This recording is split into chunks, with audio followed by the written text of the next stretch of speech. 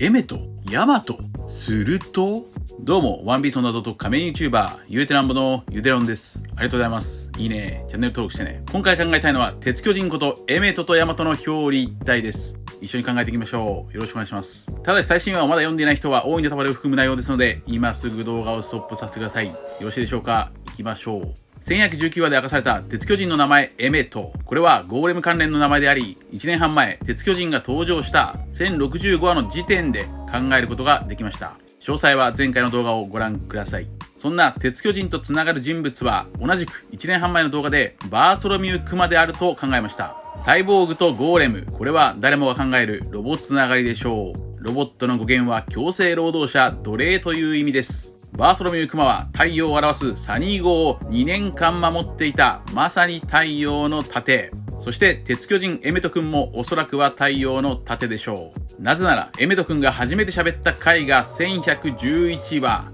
1111話のタイトルが太陽の盾でした。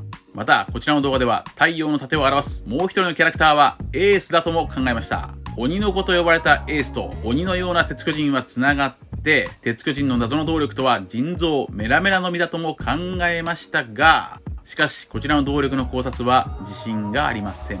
しかしそれでも鬼の子つながりはあると考えます。鬼の子つながり、その伏線は999話で考えました。こちらです。次にヤマトとつながっている関連キャラクターについて考察していきましょう。これにはまずお得意の語呂合わせを使います。984話の話数の語呂合わせは悔しいでしたから、ヤマトは悔しい、悔いなどがモチーフとなったキャラクターと数多くリンクしています。次に緑の部分、鬼の子つながりを見ていきましょう。まずヤマトは角も生えており、見た目がそのまま鬼の子です。そのヤマトがワノ国で出会った友達のエースもまた鬼の子と呼ばれていました。ロジャーの息子エースは間接的に鬼の子と呼ばれ、意味嫌われており、これがエースの生まれてきてもよかったのかという人生の問いにつながります。さらにエースは人生に悔いは残さないと言っており、死に際にも悔いはないと言っていました。またエースはワノ国でお玉から傘の編み方を学んでリトルオードジュニアにプレゼントしていました。リトルオードジュニアもある意味で鬼の子です。鬼のような魔人オーズの子孫だからです。この万葉集の歌君がため神し松茸は555番なので555話とつながりそうです。555話はオーズと傘、鬼の子エースと国引きオーズの子孫、鬼の子リトルオーズジュニアのワノ国でのエピソードとつながっています。つまり万葉集555番で鬼の子と呼ばれたロジャーの息子エース、鬼みたいなカイドウの息子ヤマト、鬼みたいなオーズの子孫リトルオーズジュニア、3人の鬼の子の一つなぎが完成しました。3人とも鬼のように強大な父親や祖先を持ち、そしてそれぞれが苦悩を抱いています。エース、ヤマト、リトルオーズジュニア、さらにルフィも鬼の子と呼ばれていましたから、ワンピースでは5人の鬼の子つながりを見出せます。その鬼の子つながりでまず考えたいのはヤマトです。ヤマトはおそらくクマともつながっているキャラクターでしょう。クマが持つ聖書バイブルはおそらく太陽の神ニカを崇拝する証です。クマは教会で太陽十字に祈っていました。一方ヤマトが持つ聖書バイブルはおでん万有記、太陽の神ニカになりたい太陽を崇拝しているクマと光月おでんになりたい光月を崇拝しているヤマト、太陽と月に憧れている2人のキャラクター、つまりはクマとヤマトは表裏一体か。クマはサニー号を守って待っていたと言っていました。ヤマトもルフィを待っていたと言っていました。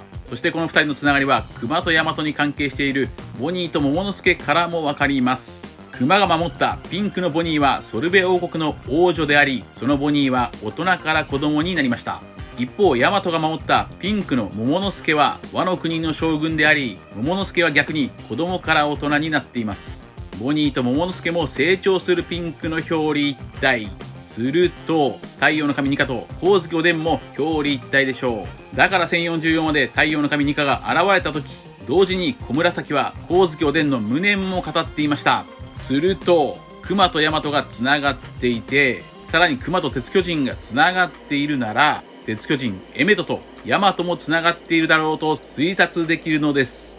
エメトとヤマトの表裏一体を考えましょう。ヤマトを考えれば鉄巨人エメトの行動を考察できそう。太陽の神ニカことジョイボーイを守れず謝罪をしていた太陽の盾鉄巨人エメトと光月おでんの息子桃之助を守ろうと自ら盾になっていた光月の盾大和。大和の能力大口の真神とは日本の守り神ですから、これも太陽の盾であろうエメト君とつながる。そんなエメトの登場とともに1109話の扉絵からは鬼の子大和の恋なり第3がスタートしています。この扉絵の大和は鉄巨人のエメトの行動とリンクしていない。扉絵の大和と本編のエメトは全然リンクしていません。しかしもしかしたらですが、大和の行動がエメトの行動を先取りしている可能性がないでしょうか。例えば大和の扉絵連載のスタートはこちらの1109話海に沈んだ鬼ヶ島から始まりました。するとエメトも1118話で海に沈んでいましたから、エメトが海に沈んだ回を起点にすると大和先取り説が見えてくるかもしれません。つまり大和の扉絵の方が先取りしている、先に話が進んでいる可能性です。そこで時間軸をエメトが海に沈んだ1118話を起点にしましょう。すると海に沈んだ1118話の次の1119話でエメトは左腕でパンチをしています。一方大和の扉絵第2弾では大和も一応左腕を上げています。となると大和の扉絵第3弾と第4弾では大和は金右衛門から依頼を受けていますから、このとんでも理論がもしも正しい場合は次の1120話と1121話でエメトはルフィから巨人たちを守ってくれとお願いをされるのか。この理論はまだ信憑性に乏しいので今後の推移を見守りましょう。他にも大和とエメトのつながりを考えていきましょう。まずエメトは200年前エネルギー不足で停止していました。つまりエメトは現在も腹ペコ状態なのか。これは腹ペコの描写が多かった大和にもつながる。そして大和は氷の能力の使い手でした。すると鬼と氷といえば魔人オーズでしょう。そんな鉄の巨人を最も想起させるキャラクターはやはり魔人オーズでしょう。魔人オーズにはルフィの影が入り、さらにモリアが操縦していました。魔人オーズのお腹の中にモリアが入った時、オーズはすっげーイカス、俺ロボみてえじゃん、そのように言っていました。このことからルフィは鉄の巨人を操縦しそう。つまりジョイボーイもロボを操縦していた。こちらの動画では鉄の巨人とクマは表裏一体であると考えました。するとルフィとボニーも表裏一体でしょう。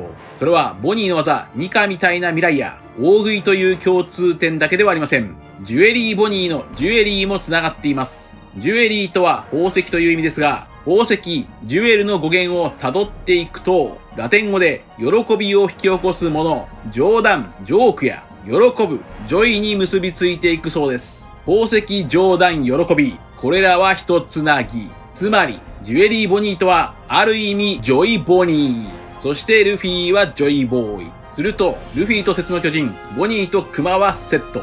そのように考えると、1099話のこのシーン、クマがボニーを抱えてるだけのシーンですが、ボニーがロボのコックピットから顔を出しているかのよう。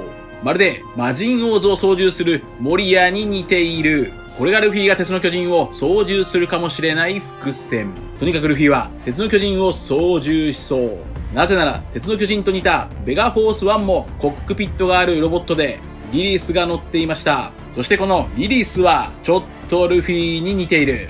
リリースの胸のナンバーは02鬼。リリースが登場したのは1061話。1061話の類似話数は61話鬼。ロボ。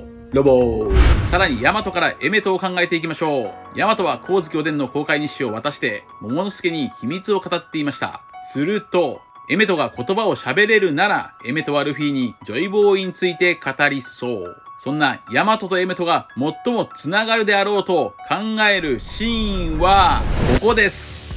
ヤマトが桃之助を背中の服の中に隠して移動していたシーンです。ここがかなり意図的で怪しいです。ヤマトがエメトの表裏一体のヒントキャラであれば、ルフィは逆にエメトのお腹に入って操縦しそう。ヤマトが光月を背中に入れて移動したなら、エメトは太陽をお腹に入れて移動するのか。太陽の盾エメトと光月の盾ヤマト。そんなヤマトは自称おでんという狂ったキャラクターでしたが、おでん、オーデン、オーディン。誰しもが一度は考えるおでんとオーディーンのダジャレ。これはもしかしたらヤマトとエメトでつながるかもしれません。北欧神話の戦いの神オーディンはグングニルの槍を自らのお腹に刺して自分の肉体を神に捧げて力を得たといいます。鉄巨人エメトもお腹に槍のようなものが刺さっていました。その槍をオーディンのように武器としても使っていました。つまりエメトにはオーディンのイメージがある。そしてオーディンは北欧神話の別の神オーズとも同一視されています。北欧神話ではオーディンイコールオーズなのです。この北欧神話の神オーズとは魔人オーズの由来でしょう。そして魔人オーズと鉄巨人エメとも似ている。モリアは魔人オーズのお腹の中に入って操縦していました。さらにフランキー将軍も同じくお腹の中に入って操縦していました。それならばやはりルフィもエメトを操縦しそう。この時おそらくザブングルみたいにルフィはゴーグルをつけていそう。以上です。今回はヤマトのキャラクター設定からエメトのキャラクター設定を考えてみました。皆さんはどう思われましたか？ありがとうございました。チャンネル登録してね。